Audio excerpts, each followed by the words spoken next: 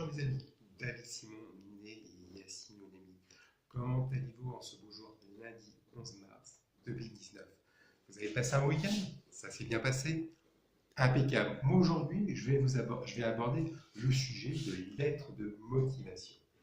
Qu'est-ce qu'une lettre de motivation? Pourquoi la lettre de motivation, il faut l'écrire correctement? Mais avant d'aborder la lettre de motivation, CV. Et je vous avais, l'une va pas sans l'autre. Il est très très important. Alors, récapitulatif, notre dernière prestation oratoire, je vous avais évoqué mon CV.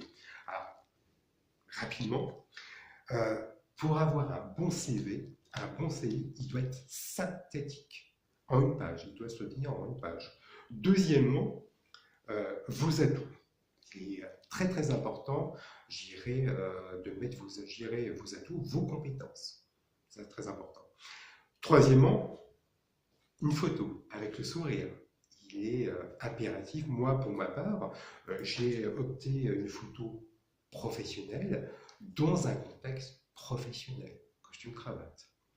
Et puis, quatrièmement, vos objectifs atteints tenus dans le monde, dans l'entreprise, mais aussi dans le monde, dans la fonction publique d'État régalien. Pour ma part, j'ai eu des expériences au service des entreprises B2B, C2C au service du particulier, mais aussi dans la fonction publique d'État régalien, à l'époque où j'étais fonctionnaire de justice, surveillant qualité, surveillant pénitentiaire. Voilà. Il est très très important. Des termes techniques, taux de transformation et taux de pénétration. Taux de transformation, c'est le nombre de pourcentage des récits de contrats lorsque vous avez signé des contrats. Ça, c'est important. Et taux de pénétration, c'est le nombre de pourcentages, où vous avez fait la prospection, soit par téléphone, soit par physique, sur le terrain. Ça, c'est important pour décrocher des rendez-vous. Il est très important. Voilà. Lettre de motivation. Qu'est-ce qu'une lettre de motivation? Une lettre de motivation est un document écrit pour décrocher un emploi ou un rendez-vous pour un entretien. Alors, il se décompose en plusieurs parties.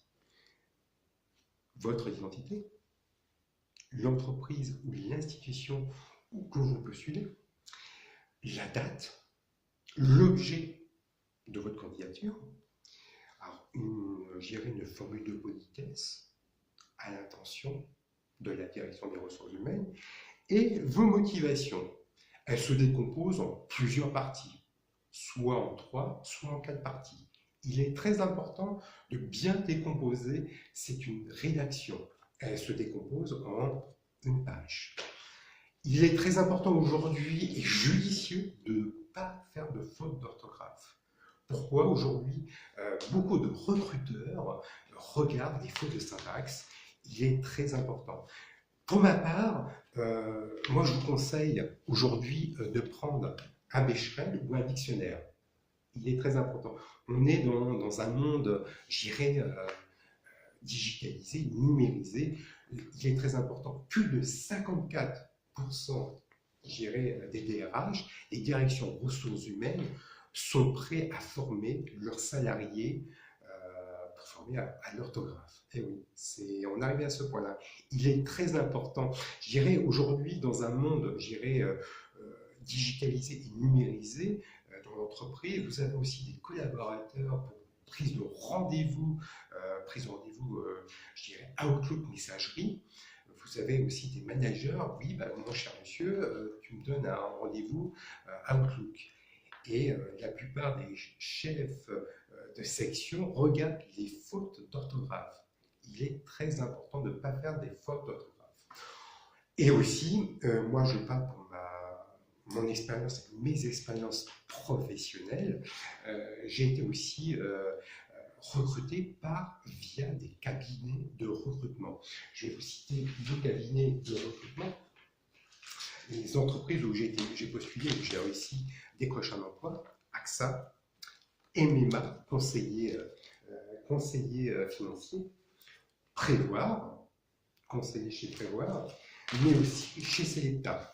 Il est très important, moi je suis passé par, il regarde le plus important par les fautes d'orthographe et il regarde les références. On ne peut pas mentir. Dans un monde de l'entreprise, euh, tout est vérifié et tout est géré minutieusement. C'est pour ça que je suis présent réellement dans les réseaux sociaux LinkedIn et les réseaux sociaux Facebook. Il est très important de vérifier, je dirais, l'employabilité des employeurs. Il est très judicieux de ne pas, je dirais, de pas mentir. Voilà.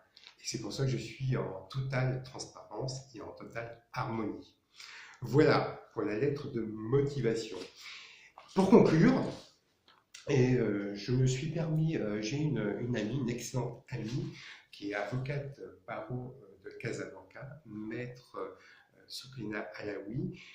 J'ai été vraiment charmé d'une préface de Madame Christine Lagarde, qui est une femme politique, qui est aussi avocate aussi, et directrice du Fonds monétaire international. Et j'étais charmé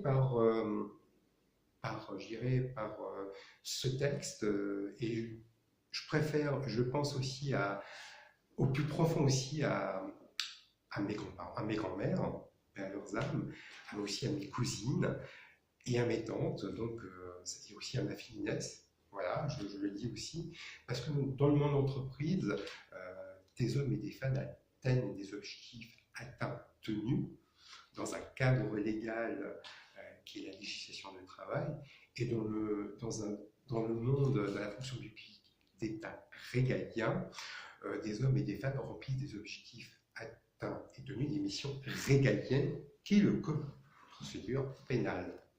Voilà. Je vais vous lire.